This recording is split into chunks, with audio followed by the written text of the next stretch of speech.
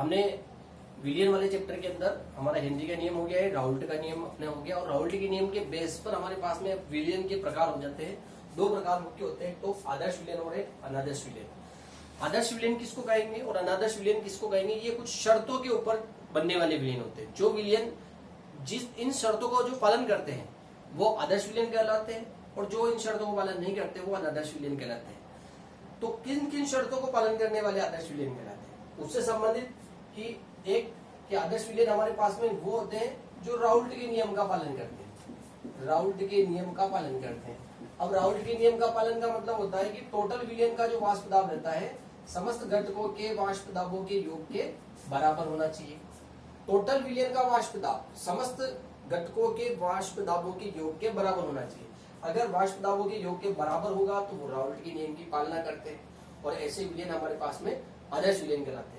और जो राउल्ट के नियम की पालना नहीं करते, राउल्ट का नियम जो नहीं मानते हैं, वो विलियन कहलाते हैं अनादर्श विलियन। ये जो इस नियम का पालन नहीं कर रहे, कहने का मतलब पीएस टोटल विलियन का वाष्प दाब दोनों घटकों के वाष्प दाबों के योग के बराबर नहीं है, या तो ज्यादा होगा या कम होगा, इसलिए उसको हम लोग कहेंगे कि ये राउल्ट के नियम की पालना नहीं करने वाले विलियन होंगे। दूसरी शर्त ये होती है कि इसके अंदर एंथैल्पी परिवर्तन का मान 0 होना चाहिए। एंथैल्पी परिवर्तन का मतलब हो रहा है कि ऊष्मा का परिवर्तन उसके अंदर न हो, न तो एक्सोथर्मिक दो घटक जिनको हम मिला रहे हैं वो घटक मिलने के बाद न तो एक्सोथर्मिक रिएक्शन करने चाहिए न एंडोथर्मिक रिएक्शन करने चाहिए, मतलब ऊष्माक्षेपी और ऊष्माशोषी प्रक्रम उसके अंदर नहीं होना चाहिए। अगर नहीं होता है तो वह आदर्श विलियन कहलाता है। और del H equal to not equal to 0, अगर वह ऊष्माक्षेपी कर गया, ऊष्माक्षेपी अगर उसमें प्रक्रम हो गया तो, या ऊष्मा शोषी प्रक्रम अगर हो गया तो ऐसी स्थिति में वह अनादर्श विलियन के अंतर्गत आता है कि क्योंकि एंथैल्पी में उसमें परिवर्तन हो गया। तीसरी शर्त इसकी होती है कि आयतन में परिवर्तन 0, आयतन का परिवर्तन भी इसके अंदर 0 होना चाहिए। आयतन का परिवर्तन का मतलब होता है कि अगर हमारे पास में जो दो घटक हैं विलय ए हमारे पास में विलय है और बी भी अपने पास में यहाँ पर विलायक है, अगर हम लोग उसको विलायक मान रहे हैं तो दोनों को अगर हम लोग मिलाएं, सपोज ये 2 ml है और ये अपने पास में 8 ml है, तो दोनों को मिलाने के बाद में विलियन जो रहता है 10 ml का बनना चाहिए, क्योंकि उसके अंदर आयतन का परिवर्तन नहीं होना, दोनों के कंपोनेंट को जोड़ने के अनुसार जो एवरेज बनेगा वही बनना चाहिए।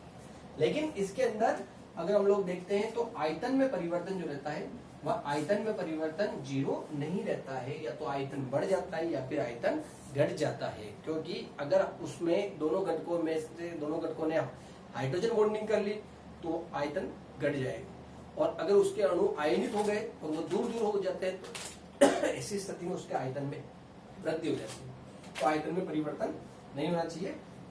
फिर चौथा इसका जो रहता है वो होती है अंतराणु दूरियां।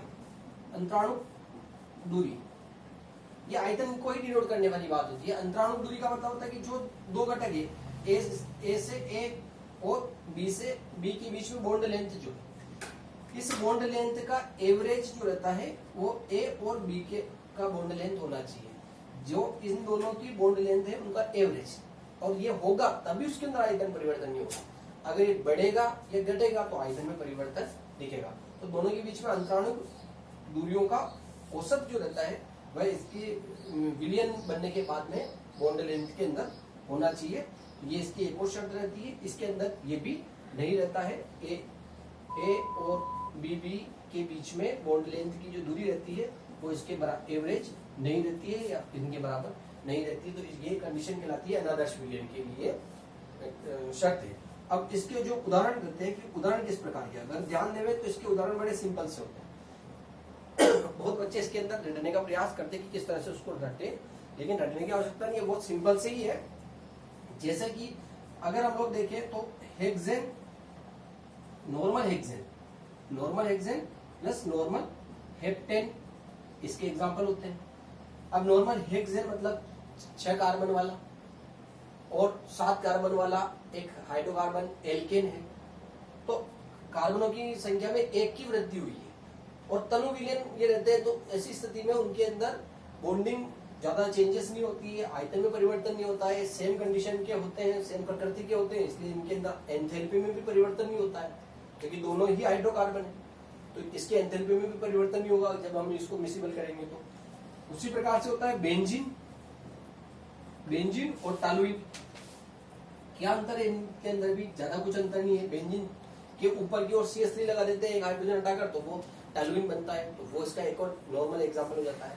ब्रोमो एथेन और आयोडो एथेन, तो ये भी एक तरह के सेम टाइप के कंपाउंड होते हैं। इसलिए जो राउल्ट के नियम के अंदर आने वाले या जो आदर्श विलयन जो बनते हैं उनके अंदर अणुओं परमाणुओं के अंदर ज्यादा बड़ा डिफरेंस नहीं होता है और न उनके अंदर किसी प्रकार की अलग प्रकार की अन्योन्य क्रिया होने की संभावना होती है, इसलिए ये आदर्श विलयन का निर्माण करते हैं और ये तनु विलयन होते हैं। उसी प्रकार से इधर की साइड पर अगर हम लोग देखें तो अब ऐसे विलयन रहेंगे जिनके अंदर कुछ न कुछ परिवर्तन होगा ही से। तो ऐसे परिवर्तन करने वाले जैसे कि एथिल अल्कोहल हो गया, एथिल अल्कोहल के साथ में अगर हम लोग वाटर मिला देते हैं तो एथिल अल्कोहल में वाटर मिला देंगे तो ये यहाँ पर उसके आयतन में परिवर्तन और एंथैल्पी में भी परिवर्तन हो जाता है, तो ये अनादर्श विलयन हो जाता है। अनादर्श विलयन के बहुत सारे एग्जांपल्स हो सकते हैं और एथिल की जगह पर मेथिल अल्कोहल के साथ में वाटर लिख सकते हैं। HCl प्लस वाटर लिख सकते हैं हम लोग, कि HCl वाटर लिख दिया। उसी तरह से HNO3 के साथ में भी हम लोग वाटर को लिख सकते हैं, ये भी हमारे पास में अनादर्श विलयन का एक उदाहरण हो जाता है। तो और भी बहुत सारे एग्जाम्पल्स हैं जिसको हम लोग याद कर सकते हैं। तो ये इसके अंदर आदर्श और अनादर्श में डिफरेंस देता है। Thank you.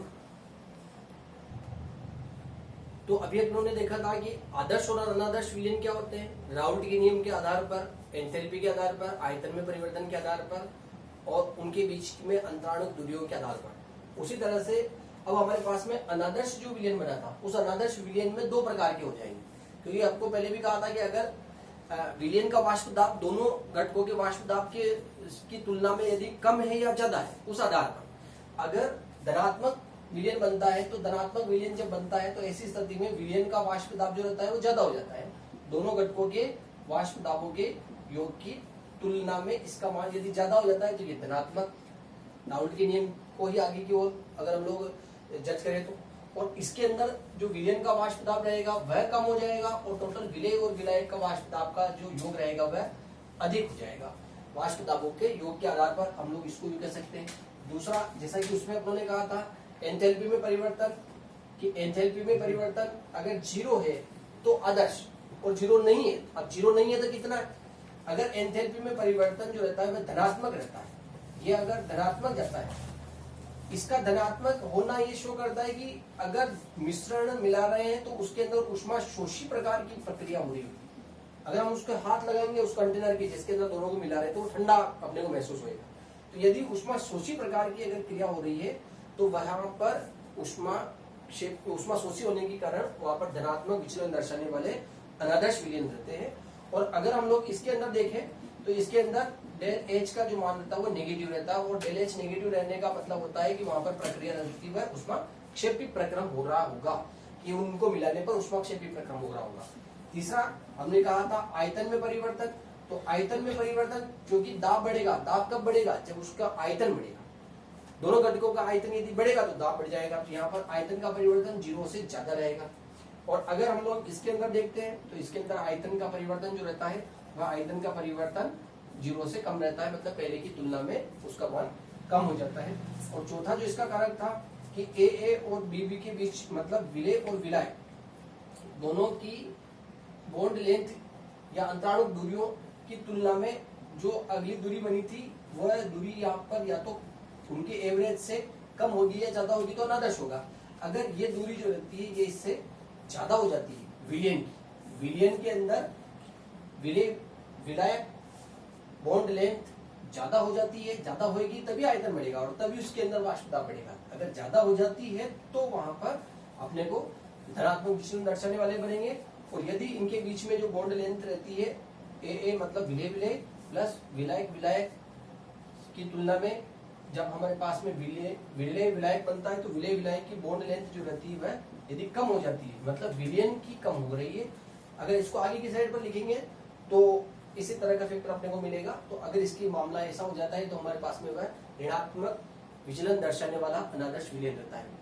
और इसके अगर हम लोग उदाहरण देखें, इसका उदाहरण क्या रहता है, तो इसका उदाहरण एक इसका ग्राफ पहले देख लेते हैं कि ग्राफ से हम लोग इसको किस तरह से दर्शा सकते हैं। तो आदर्श कंडीशन के लिए हमने जो ग्राफ बनाया था कि आदर्श कंडीशन में ग्राफ किस तरह से रहेगा, एक्स ए इक्वल टू 1 और एक्स बी इक्वल टू 1 लिख रखा था। इस समय एक्स बी इक्वल टू 0 हो गया था, इधर की साइड पर एक्स ए इक्वल टू 0 हो गया था।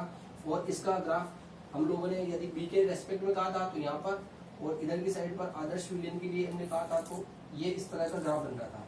लेकिन जब धनात्मक विचलन दर्शाएंगे तो ये ग्राफ अपने को यहाँ पर ऊपर की साइड पर मिलेगा, ये वाला भी अपने को ऊपर की साइड पर, क्योंकि इसके अंदर अणुओं के बीच की दूरी अपने को अलग दिख रही, बढ़ गई, इसलिए अपने पास में धनात्मक विचलन दर्शाने वाले मिलेंगे। और ग्राफ के रूप में हम लोग अगर इस इधर की साइड पर इसको मैच करते हैं तो ये ग्राफ अपने को ऋणात्मक विचलन वाला ग्राफ अपने को इसके नीचे की साइड पर मिलेगा, इस तरह से ये नीचे की साइड पर जा रहा है। तो ये हमारे पास में ग्राफीय निरूपण है, 5 पॉइंट हो सकता है इसका। और इसके बाद में इसके उदाहरण है कि इसके उदाहरण क्या रहेगा। तो इसमें अगर हम लोग देखिए धनात्मक वाले में जिसके अंदर ऊष्मा शोषी प्रक्रम रहता है, तो ethyl alcohol C2H5OH plus water, और methyl alcohol CH3OH plus water, ये भी इसका एक एग्जांपल है।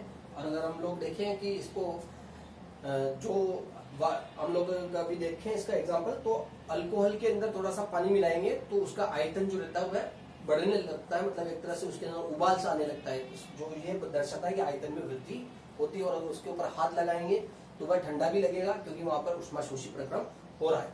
और इसका जो एग्जाम्पल रहता है वो एग्जाम्पल हमारे पास में है HCl एसिड। एसिड को वाटर में डालेंगे, तो एसिड को वाटर में डालेंगे तो उष्माक्षेपी प्रक्रम होगा, ये नॉर्मल सी प्रक्रिया होती है। तो यहाँ पर एग्जाम्पल याद रखने में भी हमें कोई दिक्कत नहीं रहती है। उसी तरह से रहता है HNO3, ये भी अम्ल है, इसको भी अगर हम लोग वाटर में डालेंगे तो ये भी हमारे पास में उष्माक्षेपी प्रक्रम दर्शाएगा। तो इस तरह से ये दोनों प्रकार के हमारे पास में आदर्श और अनादर्श विलयन के अंदर धनात्मक और ऋणात्मक विचलन दर्शाने वाले विलयन रहते हैं। इस टॉपिक के भी प्रश्न आने की संभावना रहती है और बहुत इंपॉर्टेंट रहता है। Thank you.